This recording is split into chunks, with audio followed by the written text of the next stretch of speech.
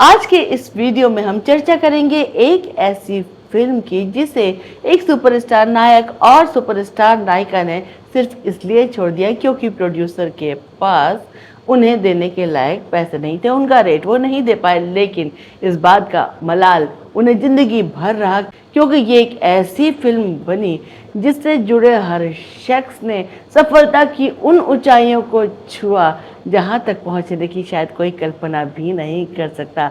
कौन सी है ये फिल्म जानना चाहते हैं तो बताती हूँ, लेकिन आगे बढ़ने से पहले आप मेरे चैनल स्वप्निल टॉकीज को सब्सक्राइब कर लीजिए, बेल आइकन को हिट करिए जिससे कि सभी नोटिफिकेशंस आप तक समय से पहुंच पाए। नमस्कार, आदाब, सत श्री अकाल दोस्तों, मैं हूं आपकी दोस्त और होस्ट स्वप्निल और मेरे चैनल स्वप्निल टॉकीज में आप सभी का बहुत बहुत स्वागत है। तो जिस फिल्म की चर्चा मैं आज करने जा रही हूँ उस फिल्म का नाम आपके सामने लाने से पहले मैं ये भी आपको बताना चाहूँगी कि पहली बार फिल्म फेयर अवार्ड जब शुरू हुआ तो इसी फिल्म की नायिका को पहला फिल्म फेयर अवार्ड मिला था और इस फिल्म के संगीतकार को भी पहला फिल्म फेयर अवार्ड मिला था। इस फिल्म के गायक ने तो खैर कमाल ही कर दिया था। भाई अब मैं सस्पेंस को और नहीं बढ़ाती हूँ, फिल्म का नाम बता देती हूँ। फिल्म है बैजू बावरा। मुरली मनोहर आस न तोड़ो, दर्शन दीक्षा दे दो। इस फिल्म को प्रोड्यूस किया था विजय भट्ट ने, लेकिन विजय भट्ट साहब इस फिल्म को बनाने से पहले बहुत बड़ी आर्थिक परेशानी से जूझ रहे थे। विजय भट्ट साहब फिल्म इंडस्ट्री के पायोनियर फिल्म प्रोड्यूसर और डायरेक्टर थे। 1937 से उन्होंने फिल्मों का निर्माण करना शुरू किया था। सोचिए किस जमाने से वो फिल्में बना रहे थे जब बोलती फिल्मों का दौर जस्ट शुरू ही हुआ था। लेकिन उस समय जब उन्होंने फिल्में बनाना शुरू किया था तो ज़्यादातर ऐतिहासिक या धार्मिक फिल्मों का दौर था, तो वो भी ऐसी फिल्में बनाते थे जैसे कि भरत मिलाप, राम राज्य। लेकिन धीरे धीरे 50 का दशक तक पहुँचते पहुँचते फिल्म इंडस्ट्री में काफ़ी डेवलपमेंट्स हो चुके थे। संगीत भी अलग तरह का बनने लगा था, कंटेंट भी चेंज हो चुका था। रोमांटिक फिल्में, सोशल सब्जेक्ट, ये सब लोगों के बीच अब ज़्यादा पॉपुलर होने लगी थी। फिल्में अब कुछ बोल्ड होने लगी थी पहले के मुकाबले। तो जो पहले ज़माने के प्रोड्यूसर्स थे वो इस नए बदलते दौर के साथ, नए ट्रेंड के साथ कदम से कदम शायद नहीं मिला पा रहे थे, ऐसा उन्हें लगता था।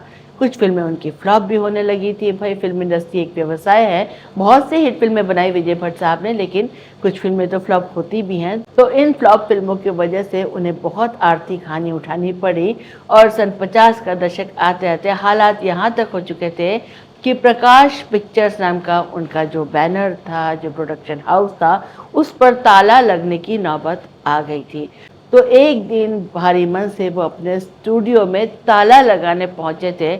उनके मित्र नौशाद साहब भी वहां पर थे और नौशाद साहब से विजय भट्ट साहब ने कहा कि नौशाद साहब आप भी ताले में एक बार चाबी घुमा दीजिए यादगार के तौर पर, क्योंकि आज के बाद अब मैं फिल्में नहीं बनाऊंगा, मेरे पास पैसे नहीं हैं। नौशाद साहब ने ये सुना तो उन्हें बहुत दुख हुआ कि इतने बड़े प्रोड्यूसर डायरेक्टर ऐसा कह रहे हैं।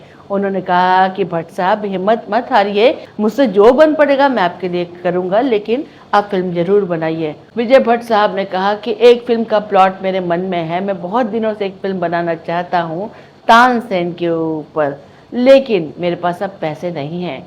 नौशाद साहब ने कहा कि पैसों की व्यवस्था तो हो ही जाएगी, आप फिल्म तो शुरू करिए, लेकिन मेरी एक सलाह है, अगर आपको सही लगे तो मान लीजिए कि तानसेन के बजाय आप बैजू बावरा पर फिल्म बनाइए, क्योंकि उनके जीवन में संघर्ष ज़्यादा था तो वो काफ़ी इंटरेस्टिंग सब्जेक्ट हो सकता है। और अगर आप म्यूज़िक देने का मुझे मौका देंगे तो मैं भी बैजू बावरा जी की शख्सियत को ध्यान में रख के क्लासिकल म्यूज़िक देने की कोशिश करूँगा, क्योंकि आजकल मार्केट में जो ट्रेंड है उसके चलते मुझे तो बाजार के हिसाब से ही संगीत बनाना पड़ता है। मुझे भी मौका मिला तो मैं पूरी कोशिश करूँगा कि बढ़िया सा शास्त्रीय संगीत मैं तैयार करूँ। मेरे मन में भी दबी हुई इच्छा है कि इस तरह का संगीत बनाऊँ मैं। विजय भट्ट साहब ने ये बात सुनी तो वो कुछ उत्साहित हो गए। बैजू बावरा की जीवन पर फिल्म बनाने की बात उनको बहुत पसंद आई। उन्होंने स्क्रिप्ट राइटर्स बुलाए और इसके ऊपर रिसर्च कराकर स्क्रिप्ट तैयार करानी शुरू कर दी। अब इतने सालों के उनके कॉन्टैक्ट्स थे, उन्होंने कहीं से कुछ फाइनेंसर से, कुछ मार्केट से पैसा भी उठाया। नौशाद साहब संगीत की तैयारी में भी जुट गए।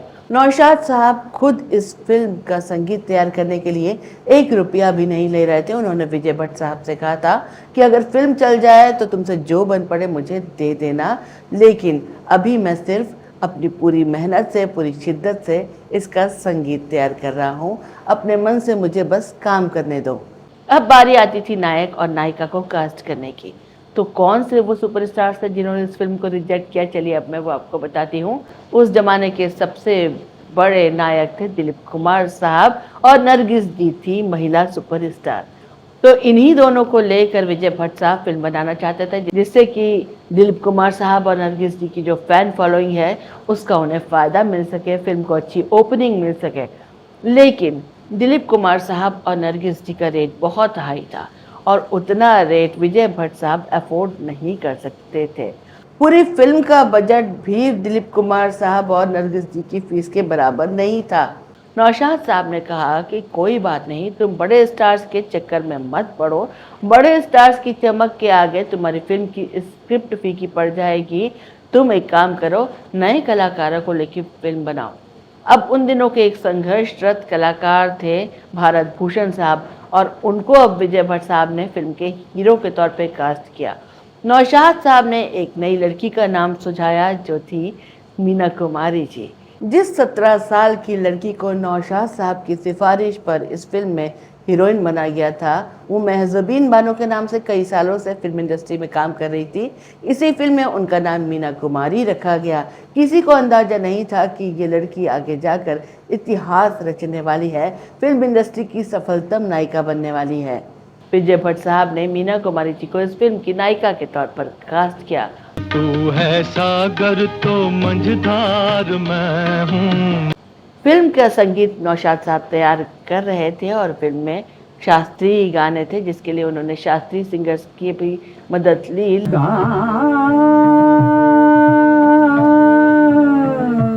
इस फिल्म के संगीत के लिए 2 शास्त्रीय गायक उस्ताद आमिर खान और डीवी पलुस्कर को भी नौशाद साहब ने इस फिल्म में सहयोग करने के लिए मनाया था। उन्होंने अपनी आवाजें दी थी।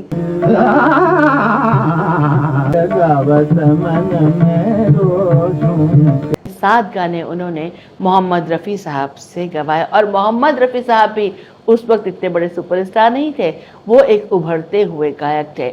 नौशाद साहब ने कहा कि देखो, मैं शास्त्रीय धुनें बना रहा हूँ और अगर तुमने बहुत ही अच्छी तरीके से दिल से गाया तो मैं इस बात की गारंटी देता हूँ कि इन गीतों के मार्केट में आने के बाद तुमसे बड़ा सिंगर कोई नहीं होगा।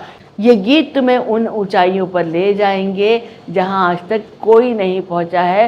रफ़ी साहब नौशाद साहब को अपना गुरु मानते थे और उन्होंने जी तोड़ मेहनत की इस फिल्म के गीतों को तैयार करने में। महीने भर की प्रैक्टिस के बाद वो इन गीतों को गाने के लिए स्टूडियो पहुंचे और उन्होंने जो गाया इस फिल्म के गीतों को, उसके बारे में तो कुछ कहना सूरज को दिया दिखाने के समान है।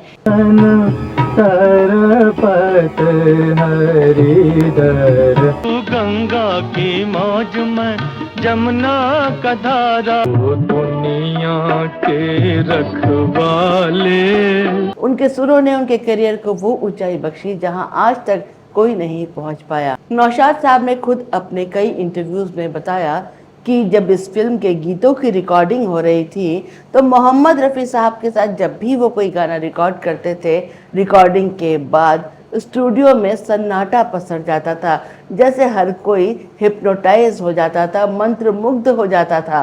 खुद कहते थे कि मुझे ये तो पता था कि मोहम्मद रफ़ी बहुत ही काबिल गायक है और इस फिल्म के गीतों के साथ वो ही न्याय कर सकते हैं, लेकिन वो इन गीतों को इस ऊंचाई तक ले जाएंगे, इसका अंदाजा तो मुझे भी नहीं था। नौशाद साहब की धुनों को साथ मिला रफ़ी साहब की आवाज़ का और शकील बदायूनी जी की कलम का, बस कमाल ही हो गया। जब फिल्म का निर्माण शुरू हुआ तो विजय भट्ट साहब धीरे धीरे इस फिल्म के निर्माण में पूरी तरह से डूब गए। पैसे की परेशानी बार बार आती थी, लेकिन कभी वो अपना गाड़ी गिरवी रख देते थे, कभी बंगला गिरवी रख देते थे, लेकिन फिल्म का निर्माण नहीं रुकने देते थे। बैजू बावरा बनाते बनाते वो बीजू बावरा सचमुच बन चुके थे। उनका यही पॉपुलर नेम हो चुका था।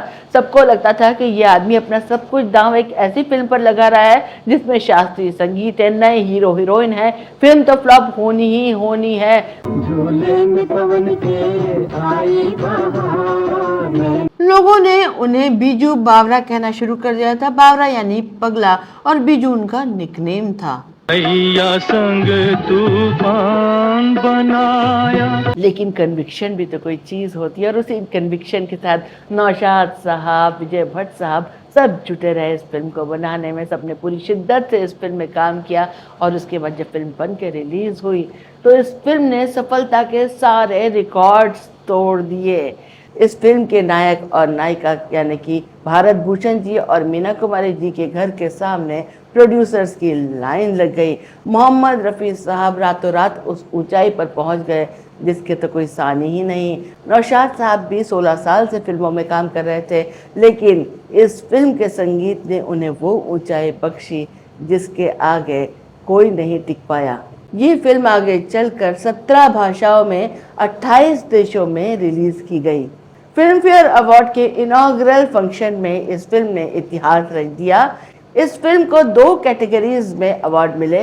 मीना कुमारी जी को सर्वश्रेष्ठ नायिका का और नौशाद साहब को सर्वश्रेष्ठ संगीत निर्देशक का। फिल्म से जुड़ा हर व्यक्ति सफलता की ओर अग्रसर हो चुका था, और इस फिल्म के प्रोड्यूसर को इतना लाभ हुआ कि उसके बाद बरसों तक वो फिल्में बनाते रहे। बहुत सारी फिल्में उन्होंने बनाई। तो दोस्तों ऐसा ही होता है। कहाँ तो प्रकाश पिक्चर्स पे ताला लगने वाला था, विजय भट्ट साहब प्रोडक्शन बंद करने वाले थे, और कहाँ उनकी सफलता का एक ऐसा दौर शुरू हुआ जो अगले 20 सालों तक लगातार चलता ही रहा। तो दोस्तों ये था आज का फिल्मी किस्सा। अगर आपको पसंद आया हो तो आज की वीडियो को लाइक करिए, शेयर करिए। मिलती हूँ अगले वीडियो में एक नई फिल्मी कहानी के साथ। चलती हूँ, नमस्कार।